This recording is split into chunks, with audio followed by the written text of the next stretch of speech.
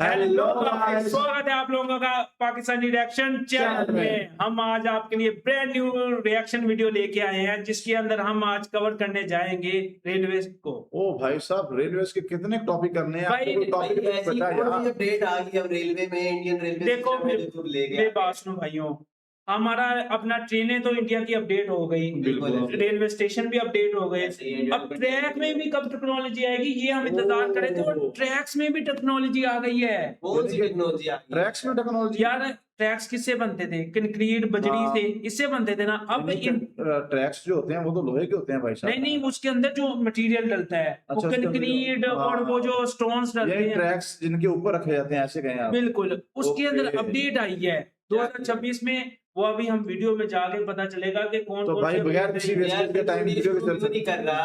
बस अभी video audience start भी हम भी परेशान हो गए, तो करो शुरू। कर रहे हैं भाई, ये दोस्तों, क्या स्टार्ट होगी आपने वीडियो। कभी सोचा है कि जब 5000 टन की एक ट्रेन 120 किलोमीटर पर आवर की स्पीड से एक ट्रैक पर दौड़ रही होती है, तो वो दो पतली सी लोहे की पटरियां टूट क्यों नहीं जाती? आज तक हमने ट्रैक्स पर सिर्फ पत्थर और कंक्रीट देखा है, लेकिन इंडियन रेलवे एक ऐसा बदलाव की तरफ बढ़ रही है जो सुनने में काफी इनोवेटिव साउंड करेगा।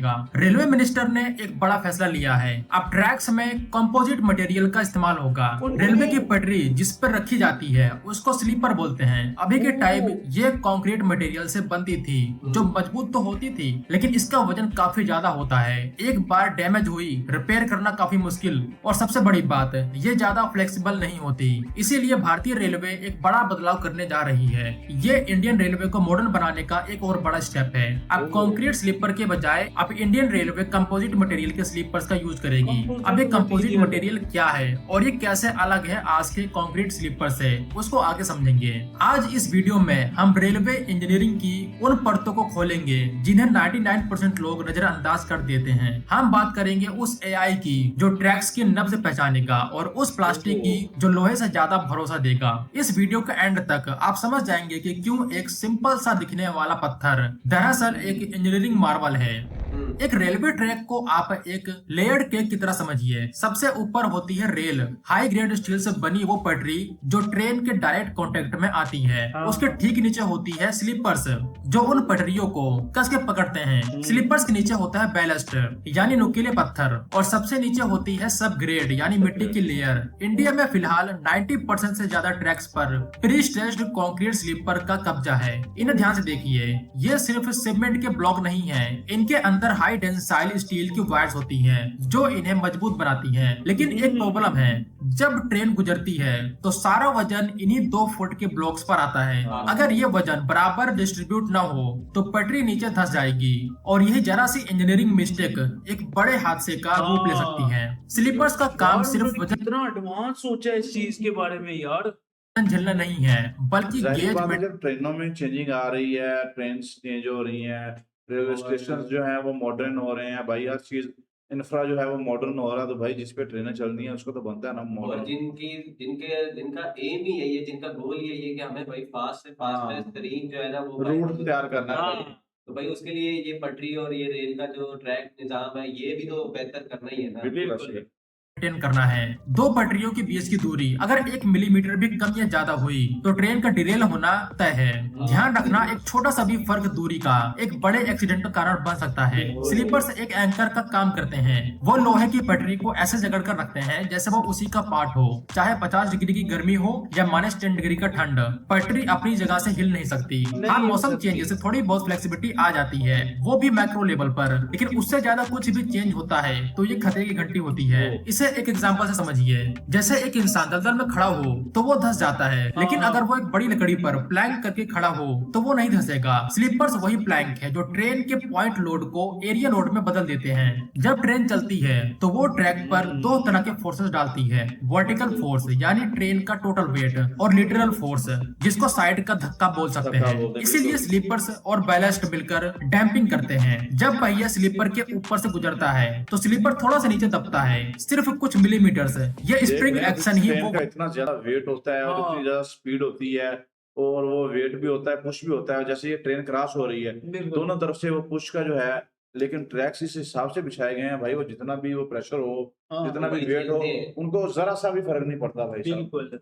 वजह है जिससे ट्रेन के अंदर बैठकर आपको झटके कम लगते हैं। अगर ट्रैक एकदम पत्थर की तरह रिजिड हो जाए तो उससे जो वाइब्रेशन बनेगा उससे इंजन को डैमेज हो सकता है। इसलिए स्लीपर्स का फ्लेक्सिबल होना उतना ही जरूरी है जितना स्ट्रॉन्ग होना। कुल मिलाकर फ्लेक्सिबिलिटी और स्ट्रेंथ का बैलेंस बनाना बहुत जरूरी है। क्या आपने कभी सोचा है कि रेलवे ट्रैक पर गोल पत्थर रिवर स्टोन्स क्यों नहीं होते, हमेशा नुकीला और खुरदरा पत्थर ही क्यों? यह भी एक बड़ा सवाल है और कई लोगों को क्यूरियोसिटी भी होती है। इसके पीछे एक स्मार्ट इंजीनियरिंग लॉजिक है। नुकीला पत्थर आपस में इंटरलॉक हो जाता है और ये इंटरलॉक टाइम के साथ बढ़ता ही जाता है। जब ट्रेन का वजन आता है तो ये पत्थर एक दूसरे में फंस जाते हैं और एक सॉलिड प्लेटफॉर्म बना लेते हैं। लेकिन इनका दूसरा काम इससे भी बड़ा है, वाटर ड्रेनेज। बारिश के मौसम में अगर पानी ट्रैक पर रुक जाए तो मिट्टी नरम हो जाएगी और ट्रैक धंस जाएगा। बैलेस्ट की वजह से पानी तुरंत नीचे निकल जाता है और ट्रैक हमेशा सूखा ही रहता है। इसके अलावा ये पत्थर ट्रैक्स पर घास और पेड़ पौधे उगने से रोकते हैं, जो ट्रेन की स्टेबिलिटी के लिए खतरा हो सकता है। हाँ, कहीं कहीं पर अगर आसपास की मिट्टी की मात्रा ज्यादा हो जाती है तो ट्रैक पुराने हो जाते हैं और जिसकी वजह से यहाँ पर घास उग जाती है। रेलवे का इतिहास बदलाव का इतिहास रहा है। बिना बदलाव के आप कुछ भी अचीव नहीं कर सकते। शुरुआत हुई थी वुडन स्लीपर से। लकड़ी आसानी से मिलती है और इनका शॉक अब्जॉर्बर बहुत अच्छा है। लेकिन हमारे यहाँ जो ट्रैक्स में जो बिछी है वो लकड़ी ही है ज्यादा अक्सर।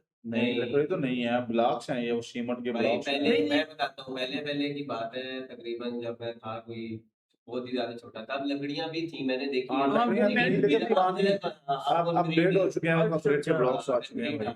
सही। इंडिया जैसे देश में जहां गर्मी और बारिश ज्यादा है, लकड़ी जल्दी सड़ने लग जाती है, जिनको मेंटेन करना दिन पे दिन काफी ज्यादा महंगा होता रहता है। इसके बाद आए स्टील और कास्ट आयरन स्लीपर्स, लेकिन उनमें भी बारिश की वजह से जंग का खतरा बना रहता था। फिर 1970s के बाद हम कंक्रीट पे शिफ्ट हुए। कंक्रीट सस्ता था और ड्यूरेबल था, लेकिन जैसे जैसे हमने 160 किलोमीटर की रफ्तार को छुआ, कंक्रीट की कमियां सामने आने लगी। कंक्रीट ब्रिटल होता है, यानी वो झटके से टूट सकता है लेकिन मुड़ नहीं सकता। जब ट्रेन हाई स्पीड पर चलती है तो उसके साथ भी फोर्स भी बढ़ता रहता है। इसीलिए भारत सरकार कंपोजिट स्लीपर का यूज करने वाली है। इंडियन रेलवे ने इस नए स्लीपर्स का रास्ता साफ कर दिया है। अब ये खास क्यों है उसको समझने के लिए हमें समझना होगा कि आखिर ये बनता कैसे है। ये बनते हैं रिसाइकल्ड प्लास्टिक्स, ग्लास फाइबर और रेजिन से। इन्हें सिंथेटिक स्लीपर्स भी कहा जाता है। इनकी खासियत क्या है? पहला, ये कंक्रीट से 50% हल्के हैं, लेकिन ताकत में लोहे से भी मजबूत। दूसरा, इनकी लाइफ 50 साल से भी ज्यादा है। कंक्रीट स्लीपर्स 20-25 साल में दम तोड़ने 50 साल से और ज्यादा। भाई सारा रिसाइकलिंग प्रोसेस करके अब मतलब कि नए ब्लॉक्स, नए सीमेंट वगैरह लेकिन थोड़ा भाई प्लास्टिक से कैसे यार? लेकिन भाई साहब बना रहे हैं ना, बना रहे हैं नहीं यार। लगते हैं, लेकिन कंपोजिट मटेरियल ना तो सड़ता है ना ही उसमें जंग लगती है। यह उन इलाकों के लिए वरदान है जहां मिट्टी में नमक ज्यादा है या जहां ब्रिजेस पर ट्रैक बिछाना है, क्योंकि वहां वजन कम रखना जरूरी होता है। आखिर इन नए स्लीपर से बदलेगा क्या? सबसे पहले सेफ्टी। कंपोजिट स्लीपर्स में क्रैक्स नहीं आते, इसीलिए पटरी टूटने का खतरा 80% तक कम हो जाएगा। दूसरा, स्पीड। जब ट्रैक ज्यादा स्टेबल और शॉक अब्जॉर्बर होगा तो ट्रेन बिना हिले डुले 160 से 180 किलोमीटर पर आवर की स्पीड मेंटेन कर पाएगी। अभी के टाइम वंदे भारत इंडिया की सबसे fast semi high speed train है, जिसकी maximum speed 180 kilometre per hour की है, लेकिन जो ऑपरेशनल स्पीड है वो सिर्फ 100 से 120 किलोमीटर पर आवर तक ही रहती है ऑन एन एवरेज। इसकी सबसे बड़ी वजह है हमारे ट्रैक्स, जो इतने ज्यादा स्पीड को झेलने के लिए नहीं बने हैं। इसीलिए कंपोजिट मटेरियल्स के स्लीपर्स एक वरदान साबित होंगे। और सबसे बड़ी बात है एनवायरमेंट। 1 किलोमीटर ट्रैक के लिए हजारों पेड़ काटने पड़ते थे या भारी मात्रा में सीमेंट फैक्ट्री से कार्बन निकलता था, लेकिन कंपोजिट स्लीपर्स वेस्ट प्लास्टिक से बन रहे हैं, यानी हम कचरे से देश की रफ्तार बना रहे हैं। ये सर्कुलर इकोनॉमी का सबसे बड़ा एग्जांपल है। प्लास्टिक बना रहे हैं भाई साहब, कचरे को भी नहीं छोड़ रहे भाई। कितनी बड़ी बात कर दी है उन्होंने।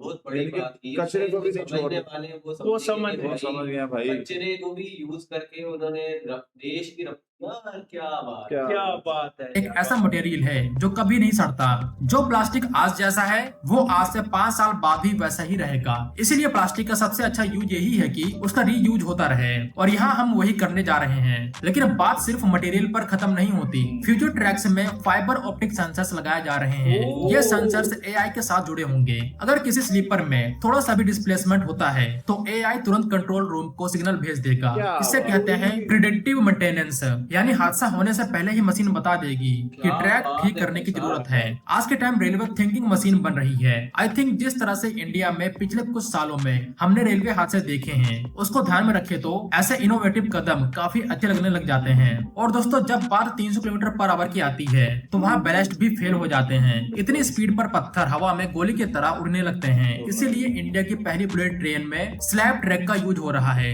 ये एक सॉलिड कंक्रीट का बेड होता है जिस पर पटरियां डायरेक्ट फिट होती हैं। इसमें कोई पत्थर नहीं होता, कोई धूल नहीं होती। ये इंजीनियरिंग का पीक है। लेकिन हम इसको इंडिया के सभी ट्रैक्स पर यूज नहीं कर सकते क्योंकि ये टेक्नोलॉजी काफी ज्यादा एक्सपेंसिव है। इसीलिए इसको सिर्फ बड़ी हाई expensive स्पीड है कॉरिडोर यार। के लिए ही बिल्ड किया जाता है, जैसे आरआरटीएस और बुलेट ट्रेन। एक सिंपल सा रेलवे ट्रैक जिसे हम रोज देखते हैं, दरअसल वो भारत की अच्छा तरक्की यार, की ये रीढ़ की हड्डी। ट्रेन बना रहे हैं जी, इसका ट्रैक बना रहे हैं, उसके नीचे भी इन्होंने यही बिछाए होंगे, ये प्लास्टिक वाले ही, इस चीज का आइडिया तो नहीं या है। ये टेक्नोलॉजी अभी बता तो रहे थे मोटा भाई, इनके लिए तो कुछ अलग ही सेटअप किया गया भाई, और वो भी एक्सपेंसिव है। इस वजह से अब वो नॉर्मल ट्रेन के लिए तो नहीं कर सकते। बिल्कुल ऐसे ही। है। लकड़ी के पुराने दिनों से लेकर एआई बेस्ड कंपोजिट स्लीपर्स तक हमने एक लंबा सफर तय किया है। इंडिया अब सिर्फ ट्रेन नहीं चला रहा बल्कि दुनिया को दिखा रहा है कि बिल्कुल ऐसे। इंजीनियरिंग और एनवायरनमेंट का साथ कैसे निभाया जाता है। अगली बार जब आप ट्रेन में बैठे तो एक बार खिड़की से बाहर उन स्लीपर्स को जरूर देखना। ये वही है जो आपको मंजिल तक पहुंचा रहे हैं। मैं मानता हूँ इंडियन रेलवे में काफी ज्यादा कमियां हैं अभी के टाइम, और हमें अभी काफी भी ज्यादा काम कमियां हैं करने यार। हैं। वो चाहे यार। टाइम पंक्चुअलिटी को लेकर हो, ट्रेन में वेटिंग लिस्ट को लेकर हो, या फिर जनरल और स्लीपर कोच की हालत को लेकर हो। हमें ऐसे ही स्टेप बाय स्टेप सभी प्रॉब्लम को खत्म करना होगा। इसलिए जब ऐसी न्यूज आती है तो सुन के काफी अच्छा लगता है और मन में एक होप जग जाती है। दोस्तों, आपका क्या सोचना है इस कंपोजिट मटेरियल के बारे में? हमारा सोचना ये है कि वर्ल्ड का सेकंड लार्जेस्ट रेलवे नेटवर्क है, उसके बाद भी आप उससे राजी नहीं हो रहे। हमारे पास भाई हमारा 10वां नंबर भी होता ना, हमने तो खुशी से छलांगे लगानी थी। बिल्कुल। और आपके पास दूसरा है और आप उसमें भी खामी निकाल रहे हैं। अच्छा, दूसरा तो है, दूसरा तो अभी करंट है, हाँ। लेकिन जिस तरह से भाई वो डेवलपमेंट चल रही है अपने हाँ, स्टेशन मुझे लग रहा है ये पहले पे नंबर पे ना चले जाएंगे। रेलवे कोचेस बेहतर कर रहे हैं। अब तो ट्रैक्स पे भी काम शुरू हो गया ट्रैक्स पे है। काम- बुलेट ट्रेन भी आने वाली है, तो भाई ये मुझे लगता नहीं कि सेकंड पे रहेंगे, अब ये फर्स्ट पे चले फर्स्ट पे जाएंगे। चले जाएंगे भाई। जापान और चाइना का जो है ना मुकाबले खत्म हो जाएगा। खत्म हो जाएगा। और इनकी हुकूमत जागी हुई है ना, वो अपनी जो मेट्रो बनाई है, ट्रेन बनाई है, बुलेट ट्रेन बनाई है, उन एक एक प्रोजेक्ट पर उन्होंने उनकी नजर है। बिल्कुल ऐसे ही। हमारे तो बना के चीज सो जाते हैं, वो भाई भूल हमारा ही जाते हैं बिल्कुल बना नजारा। के सो नहीं जाते। हमारा जो है ना, एक तो काम लेट स्टार्ट होता है। हाँ। काम स्टार्ट होता है तो गवर्नमेंट चली जाती है, नई जो गवर्नमेंट आती है वो आके उसको रोक देती है, फिर वो बिल्कुल। अपना प्रोजेक्ट शुरू कर देती है, वो भी लेट शुरू करती है, हाँ। अगली गवर्नमेंट उसको भी रोक देती है। ये हमारी कहने का एक रोड के साथ हुआ भी था ना इस तरह से कि और ऐसा। भाई ये जो बात की आपने कि हमारी आवाम हमारे जो है वो सो जाते हैं, वो सोते ही इसीलिए कि वो नया ख्वाब देख रहे हैं ना, बिल्कुल। पाकिस्तान में हाँ। कुछ नया बनाना है। चलो भाई, कोई बात नहीं, उनको भी कभी होश आ जाएगा। हमें तो आ गया भैया से हालात देख के। तुम्हें आ गया? हाँ। हाँ, लग भी रहा है। जी व्यूअर्स, ये था आज का हमारा रिएक्शन। उम्मीद करते हैं आपको हमारा रिएक्शन अच्छा लगा होगा। अगर तो हमारी वीडियोस आपको अच्छी लग रही है तो हमारे चैनल को सब्सक्राइब करें। और हमारी बेल वीडियो आइकन लाजमी दबाएं ताकि आने वाली वीडियोस आप तक पहुंचती रहें। मिलते हैं आपसे नदर वीडियो में किसी नए टॉपिक के साथ। तब तक रखें अपना और अपनी फैमिली का बहुत सारा ख्याल। Stay tuned and take care ji.